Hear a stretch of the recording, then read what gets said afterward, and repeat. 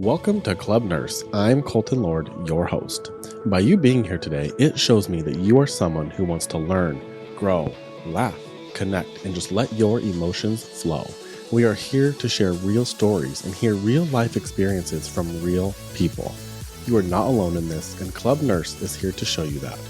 Don't forget to follow the show and share today's episode with someone you love. Now, let's dive into today's conversation. All right, welcome back to Club Nurse, everybody. This is Colton, your host. I have with me a guest today that I think everybody's going to get some really good information from. I've actually been following Jason on social media for quite some time. He is a CRNA, and he has a bunch of just really good knowledge, tools, and just like ways to kind of navigate the world of being a CRNA, getting into CRNA school. So I'm super excited to have you here, Jason. If you don't mind just kind of introducing yourself, what exactly you do in the nursing world. Sure. Yeah. So I'm Dr. Jason Bolton. I actually work as a nurse anesthesiologist I was going to say the Bay Area, but I actually just moved. I moved from San Francisco down to LA. So now I work in LA. And I started off doing hospital work like most people do. So I worked as a CRNA in bigger hospital systems and doing on-call and staying 24 hours in the hospital, doing OB and C-sections and general surgeries and stuff. But now, the last couple of years, I just do contract work. So I do like plastic surgery or orthopedic surgeries or, private practice type settings, surgery centers. So easier schedules, and for me the work is a little more fulfilling. How's the adjustment been from the Bay Area to LA? It's been good. A big adjustment. No, not good. bad. I mean, it's since we traveled to, me and my partner would go down to LA like once every 2 or 3 months before from San Francisco. It was like a 6-hour drive. So I had a Disneyland annual pass. So I feel like we were down here all the time, but it's different to actually live here and be amongst it and to like battle the traffic on a Tuesday afternoon, just trying to go to the grocery store and get back home. Like that is the next level of, getting used to the system here. And it is stressful, but the Bay Area doesn't have perfect traffic either. So I have to say, people, if you've lived in Atlanta or New York or Chicago, traffic is not great. So LA, I'm in Boston, so it's like, Boston is not great, but LA takes it that extra notch even worse a little bit. So you're like, wow, you guys. I hear from people that I know out there that like you want to try to live, work, and like function in like a little bubble that you're in, so you're not having to commute as much. But with the work you do, you're not just working at like one place, right? You're kind of all over the place. So So kind of take us back to like when you got into nursing school and you were going the nursing route. Like, was being a CRNA something that you always wanted to do, or was it something that you learned about while going to school? Was it when you were already like an established RN? How did that go kind of for you? Yeah. So I actually was pre-med and determined that I would do nursing school as part of my pre-med track. Okay. And I was gonna, finish nursing school and then pretty much go straight into medical school. And while in medical school, work part-time as a nurse to help make money. I wanted a degree that would teach me not only some clinical skills, but also some like anatomy, physiology, microbiology, some of the core things that I wanted to study, sciences that were more like human, related sciences. And I felt like nursing tied into that really well. But what was funny, and at the time I thought I was going to be an endocrinologist or neurologist. And now in retrospect, I would never want those two specialties. I don't know why I thought I liked that. I think I thought the thyroid was an interesting organ or something. But 21 years old, you really are brain's not fully developed yet. No idea what you want to do. Yeah, you're just pulling at things. But anyway, I got into nursing school and I met a CRNA in second semester during a surgical rotation. And it was the first time I'd ever really seen anesthesia being done. It's the first time I ever thought about anesthesia. I don't have anyone in my personal life who I grew up around that did anesthesia, and I was never exposed to it. I never had any surgeries or anything as a younger person. So it never was something I even considered. But by watching him perform a nerve block and then go through the whole, like being at the head of the bed, inducing, managing airways, being with the patient during a really stressful time, I realized, man, that is something fascinating to me. And the fact that the patient was able to wake up at the end and feel totally fine, even though I watched that patient get completely cut open and what should have killed someone and would have killed people before we had proper anesthesia. I just thought, man, that's like magic to me. And I want to know more about that. And that began my journey to switch into the CRNA role. Nice. So yeah, I feel like when I think back to like nursing school, I feel like it's almost like this like buzzword now that everyone's like, oh, I want to be a CRNA, and I feel like it's before even people realize what a CRNA does, and I think it's because of everybody knows that CRNAs make a substantial amount more money than a bedside RN, and so I think everyone just kind of has this idea of like, yeah, I'm gonna graduate nursing school, I'm gonna go get whatever experience I need, and then get straight into CRNA. So I love to hear that you actually were just like inspired by the work, and that's kind of what got you into it. And then actually kind of to touch on this, I feel like most nursing students don't get that opportunity to shadow a CRNA, and I actually kind of uniquely had that as well. I remember one time at like a rural hospital in Arizona where I went to school, me and one of my classmates were able to shadow a CRNA for the day. So I feel like it's like really cool experience to actually get to see. Do you ever get nursing students with you and anything that you've done? I guess probably not in the outpatient setting, but like when you were in the hospital? I did before, which really? I always took the advantage of that situation to kind of talk to them. And I always remember in the back of my mind that this was me not that long ago. I guess it was longer than I think it was, but I guess 15 years ago. But to me, it feels like 4 years ago. So I try and think, I was here not long ago, and I needed someone to kind of just show me what was going on. And it inspired me to completely, pivot to a different career, one that I'm happily in now. And I do get I will say in the surgery centers, the nurses, their children often do come into the center. So if you have that, you don't get nursing students from just local universities who are dropping in for clinicals, but you get a lot of surgeons' kids, nurses' kids, everybody's neighbor's child or whatever who knows the nurse manager at the surgery center. They're in and they often do shadow me, and they do. So that's cool. You still get mentorship. Yeah. They're looking for a little bit of mentorship unofficially. They're looking for a little bit of an inside scoop of what's going on. And I'll say back in the day, not many people knew about CRNAs. When I was thinking about it or met a CRNA for the first time in 2010, there wasn't Instagram. There wasn't YouTube was just a little funny, goofy clips. There was not videos out there about this career. There was none of that information. So if you knew about a CRNA, it was probably because you knew one. It was almost never talked about or heard of really. And even in school, in nursing school, no one ever, you talk about nurse practitioners and other things, but no one ever talked about a CRNA. So you had to meet one in a live environment back then really to get, to kind of know, in. But you're right. Nowadays, I feel like a lot, partially because of me and all the other social media CRNAs out there, we've kind of made it much more visible. And unfortunately, I think you're right for the money purposes, which is not the way you want to choose a career and is definitely going to make you an unhappy person through this whole journey. Especially in the medical field. Yeah. In the medical field where you're really there for other people, their whole job's about the patient, not the cash that you could make from the situation. No, I love that. So kind of tell us exactly share your own personal journey of how many years did you have to work? Did you go straight into the ICU? Did you kind of know, like you're saying, now there's social media, people kind of know the roadmap that there's different ways to get there, but there's a roadmap out there for people now. If you do these things, you most likely can get into a school. So back then when you were going through this, did you start ICU and just start going for it, or how did that really work for you? Yeah. So, I did know from asking that CRNA, and even back then the requirement was the same, ICU experience, a few years at least.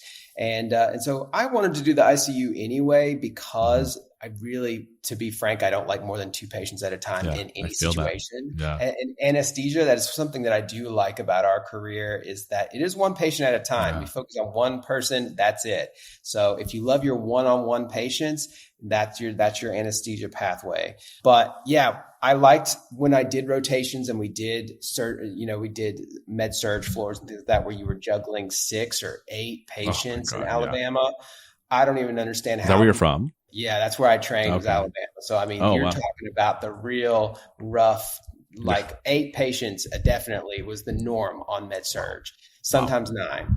And so, yeah, I mean, a girl that I dated back in nursing school, she was working on med-surg when we graduated. I was working in ICU. She did med-surg. And so I had 2, sometimes 3 patients, and she would have 8, sometimes 9 patients.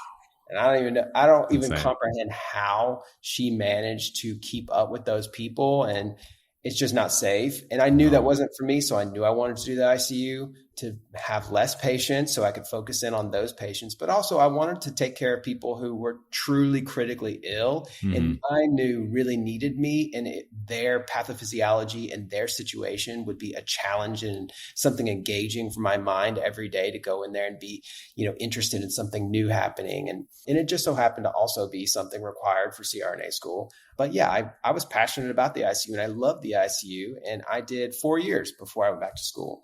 So you did 4 years before. So did you start applying like around like year 3, or how did you do that? Yeah. So I knew that I wanted to do 2 years as staff ICU nurse and then 2 years as a travel nurse. I kind of had a game plan set up from really nursing school. I set up a game plan to okay, you're going to finish CRNA school in 2019. It's 2011. This is the years you're going to be doing these things. And I pretty much did it to that level. So I did 2 years staff, and then I did 2 years traveling, and I wanted to do 2 years travel nursing. So 1, I wanted to make money, but 2, I wanted to go have fun, enjoy different areas of the country. I wanted to meet new people. I wanted to see different ways that people practiced medicine in the ICU, because it changes from Connecticut to San Francisco to Texas. You find very different ways things are done. And I think that's interesting to be dynamic and learn. Not everything has to be the way that your hospital at this one place at your level 1 trauma center, that's an academic hospital, does everything a certain way.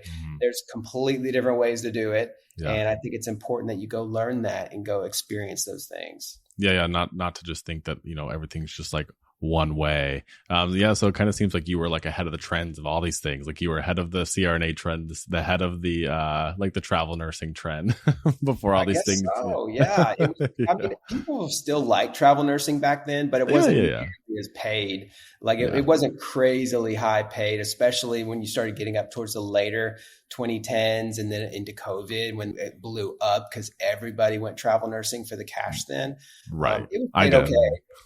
Yeah, I mean, I would have too back then. I mean, if I was working as a nurse, go do it, because if you're going to be suffering, you might as well get paid. Might as well. Yeah. I don't even think the contracts now are even. I mean, probably depending on where you are in the country, you probably still are making a little bit more money, but it's definitely not like what it was like during COVID. That was a special time for making money, at least as a bedside nurse. Yeah, it was very good for bedside nursing. That's for sure. Kind of take us through, like, what exactly do you have to do as far as what are the, like I said, I know that there are different requirements for different schools. Give us kind of the basics of somebody that's wanting to go into CRNA school, say they're a nursing student right now. If you're kind of drawing out, like, these are the things that the main points you need to hit in order to give yourself the best chance, what are you telling them? Sure. So I do mock interviews and I mentor people in certain ways. So this is like right up my alley because I kind of recite this thing to a lot of people quite often. First thing you want to focus in on if you're in nursing school is you want to make sure you have good grades. Your GPA will affect how competitive you are. Is it the only thing that will affect it? No. So don't get caught up in I have to have a 4.0, but you do need to have a pretty good GPA. If your overall cumulative is lower than a 3.4, you really need to be assessing what happened here and how do I fix this? And your sciences really need to be probably A's. If you can't have all A's in your core sciences, they need to be like mostly A's, a couple B's. If you got C's, go ahead and write that down to retake it. Like if you made a C in chemistry and a C in micro and you like barely got into nursing school because of these grades, you're probably not going to get into CRNA school with these scores. So go ahead while you're in undergrad still, go ahead and start scheduling that to retake it. And make an A in it. Beyond that, you have to work in the ICU. The most recent statistic I saw of students accepted into CRNA school had 2.7 or 2.9 years of experience. So a lot of people hear, oh, you just have to have 1 year and I can apply. You can do that. It doesn't mean you're going to get in. Sure, odds, yeah. It means you're allowed to apply, but you probably still won't get in with 1 year because that's the bare minimum to apply, and it's not. And they want ICU, so ER is not necessarily counted. No. Okay. And why? What's the reason? The reasoning is in the ER, you are not taking patients that are critical and maintaining them and titrating meds on them and managing them all through the day without sending them up. Or standing them. Yeah. So the ER, the job is hold over and get them out of there. Your job is not treating and managing and long-term dealing with chronic complex issues. And you're also, you're always going to have an ER doctor and nurse practitioner, people they're kind of managing everything for you. In the ICU, at least the ones I worked in, and there are some that have people just stationed there, but at least when I worked in the ICU, you were there kind of managing patients throughout the day or the night without somebody standing there holding, a decision over you and saying, we should do this or we should do that. You would have titratable meds. You would make decisions. If the blood pressure is going down, you would go up on this. If there were labs needed, you would put it in the order. You would kind of function very autonomously in a way that you really don't get to do as a nurse anywhere else in the hospital. You're given a lot more leeway. And maybe in some ERs you're allowed to do that, but the ones that I floated to or have worked in, usually not, because there's always a physician right there or their PA or NP, and they're always making decisions of what should be happening and what's going on. And you're usually not managing multiple drips and titrating up and down on lots of stuff through the day, because your job is to get them in and get them somewhere else. So that's kind of the mentality. And you really shouldn't have vented patients long-term, unless it was an emergency. You just tubed them and then you're just managing the airway for a short amount of time. But in the ICU, a lot of your patients, or maybe all of them, can be intubated and have advanced airways and have lots of different complicated respiratory physiology going on. And you really need to have experience with that, not just a little bit, but a lot of that experience to start getting ready for CRNA school. Gotcha. So that's the reason, the distinction between ICU, ER for CRNA school. I think that, I've spent most of my career in the ER. It is true. It is very facility dependent on what you're really doing as far as managing the patients. I have worked somewhere where, you are taking care of, patients that are on a ventilator, multiple drips for hours because there's no beds. And this especially happened during COVID. The ERs were actually functioning really as many different units. You would have these holds of these patients that were med-surg PCU. You'd have these ICU patients that, I'm saying, are vented, and all these drips that you're taking care of for multiple hours.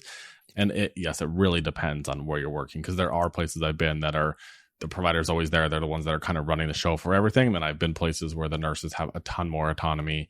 And I think that's really any department kind of depends on the facility that you're working at.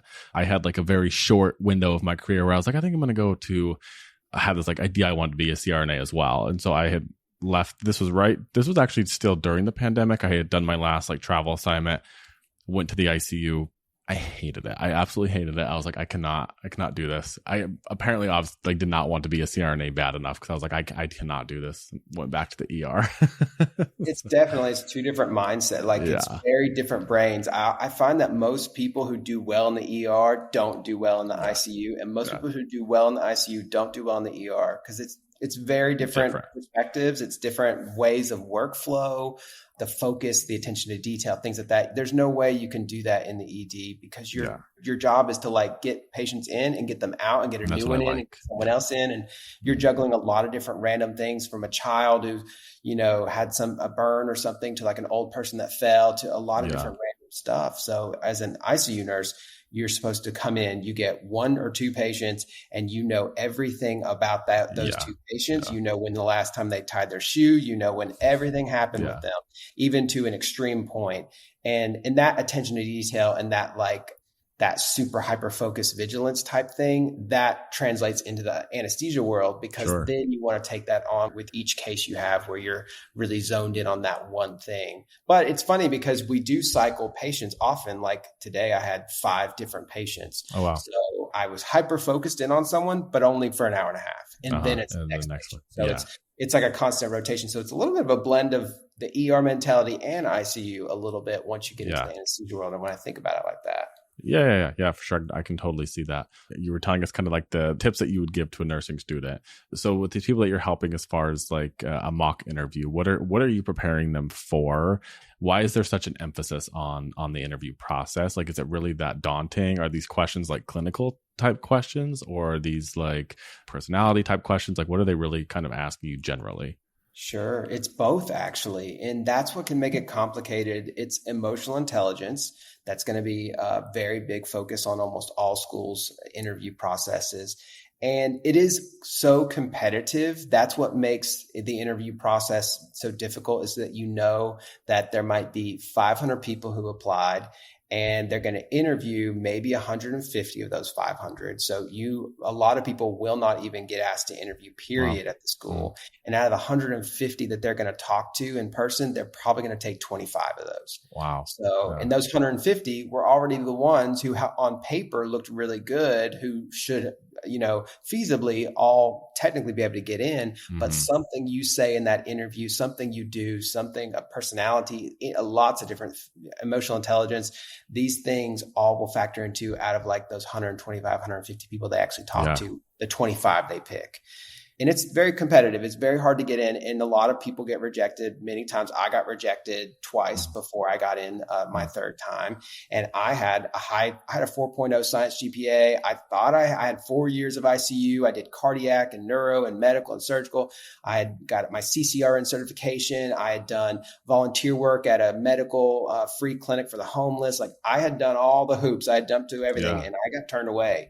And I was told, at one school, that it was because I took my suit jacket off, and they didn't think that was professional. Wow. Because I was getting hot. I was told that maybe I wouldn't like the weather where their school was located, because I grew up in an area that was warmer than this colder climate that I interviewed at. Like, there's a lot of just random things that you can say or do without realizing it in an interview that actually kind of takes points off of your status.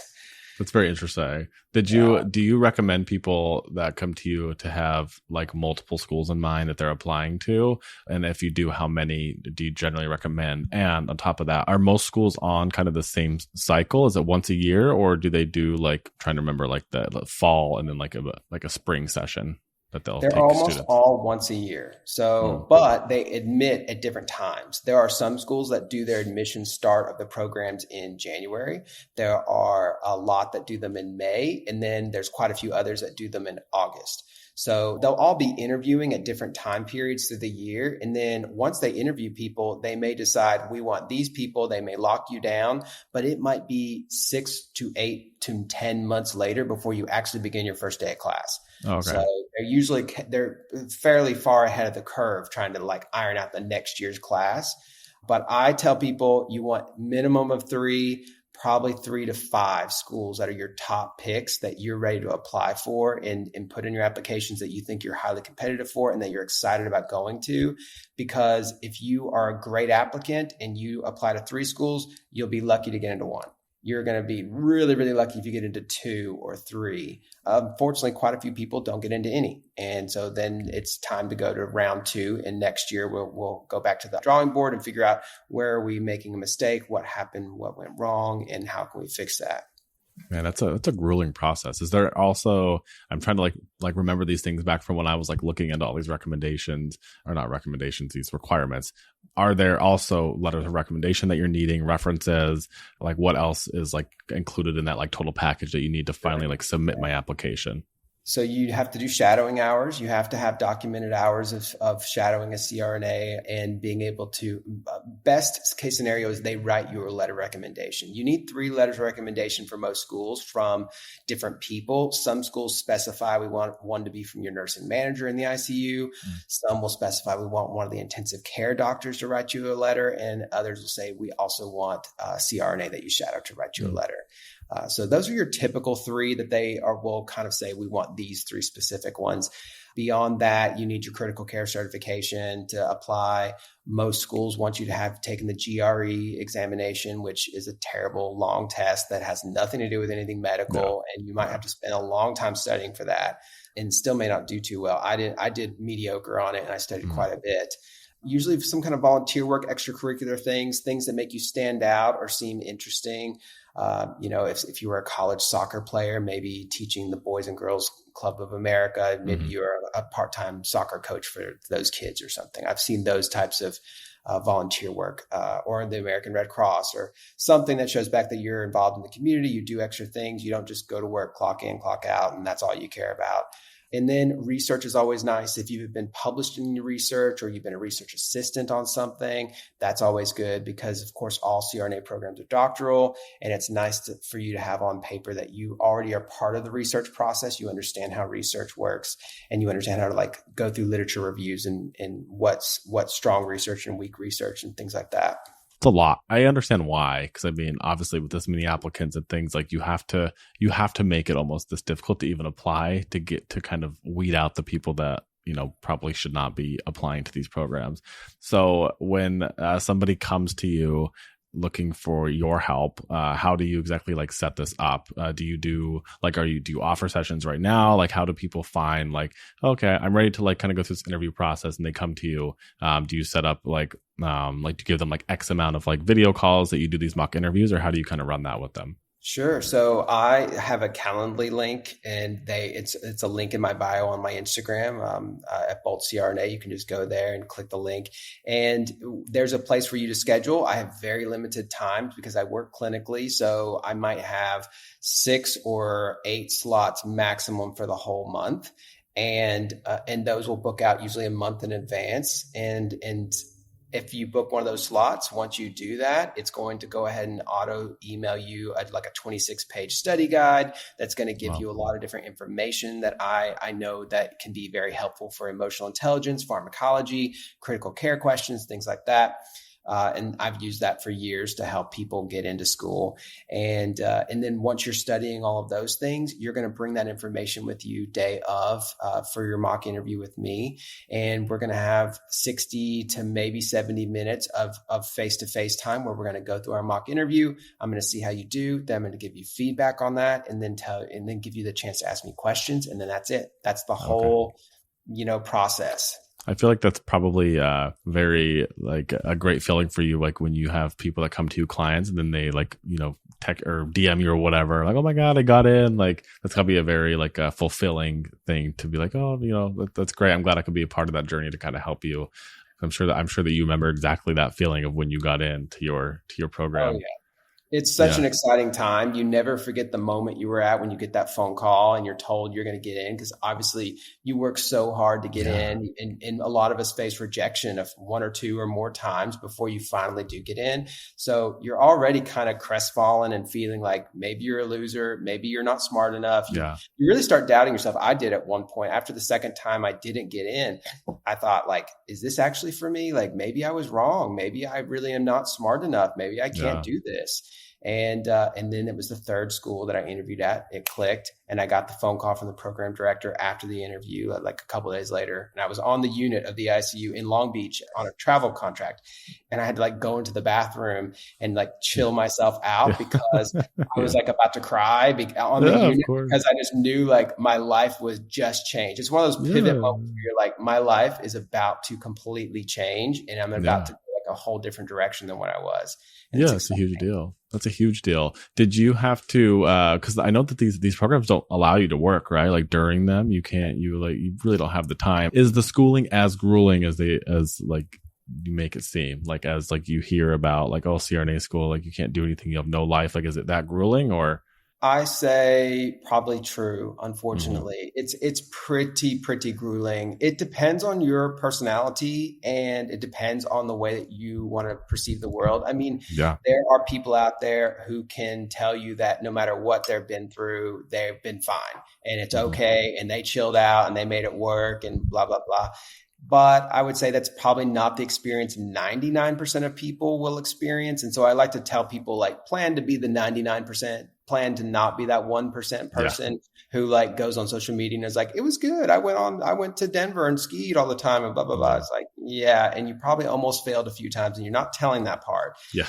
It is very, very hard. I'm not saying you can't have any single life at all. You're never going to like have a single movie night out or do anything fun for 3 years. That's not realistic. You will have a little fun, but your life will be heavily absorbed into 70 hours a week, probably, or maybe more of CRNA school all the time. And that's why you really can't work. Because if you imagine you're already working a full-time 70-hour-a-week job, now try and imagine going and doing more jobs on top of that, and the likelihood of you failing your program and potentially jeopardizing it. And then once you failed, you're done. There is no like go back and repeat this semester. It's not like nursing school where you might be able to come back next year. You're done usually.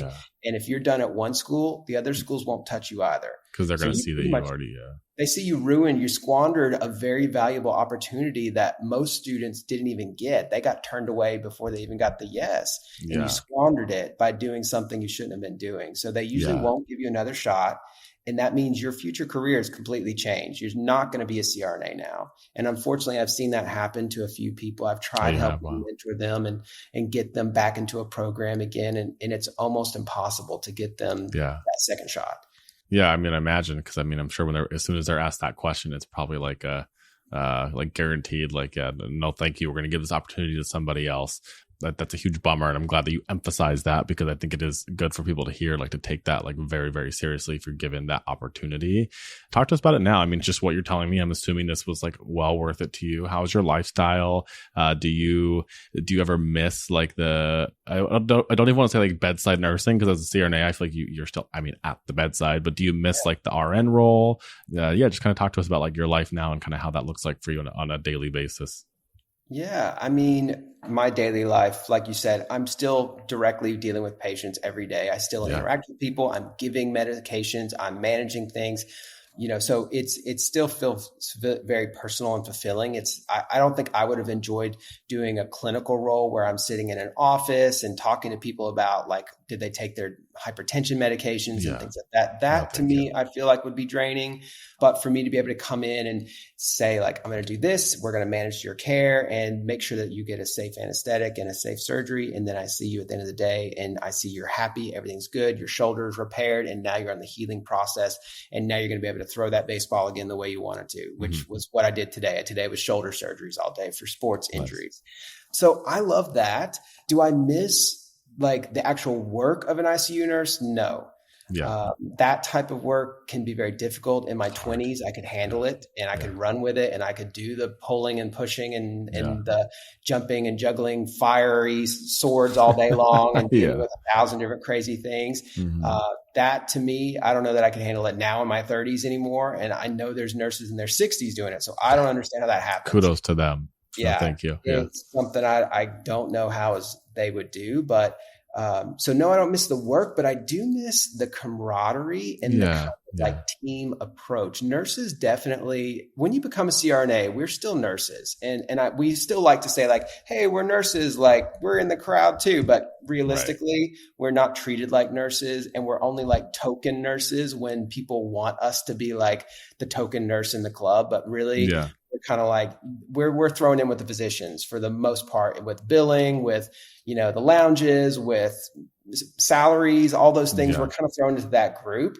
And so you don't really get that camaraderie a lot of times with other nurses. And sometimes you will with circulators. Today, my circulator was really talkative and I even sat and had lunch with her today. So that was kind of fun. But in general, I don't get to do that. I don't get that kind of camaraderie. We don't get to build that rapport. And we do mostly work as an island. Like I worked completely managing all of my stuff from start to finish by myself all day.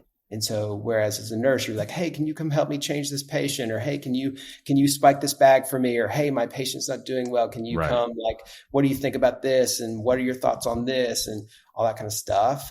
You don't really do that in anesthesia as much. It's much more of like a solo. This is my job. This is my case. It's my patient. And you might see a colleague in passing, maybe, and you might say hello or something, but it's not nearly the kind of not like a bedside nurse. Yeah. It's different.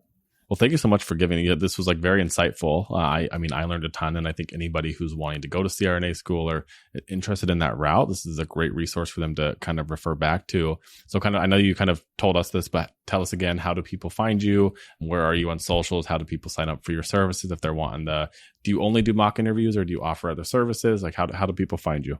Pretty much it's just mock interviews at this point because my time is so limited, and if I try and do a bunch of other services, I feel like I would spread myself too thin and not do as high quality as I want to do. So it's just mock interviews for now, and you can find the link on my bio in Instagram. It's Bolt CRNA over there, and my link in the bio will take you right to my Calendly link so that you can schedule with me if you need to. Love it. Yeah. And if you guys want to see any kind of CRNA content, I recommend going and visiting Jason's page. There's some great stuff on there. So thank you for joining us today. I really, really appreciate you. Thank you. From the bottom of my heart, I wanted to thank you for being here at Club Nurse. I hope you gained something valuable from today's episode. And if you did, remember to share this episode with someone that you love. Follow me on socials at Nurse Daddies or Colton Lord 17, and be sure to follow Nurse.org to stay informed with all of the hottest healthcare topics. Until next time, take care of yourself the way you take care of everyone else. Love ya. Bye.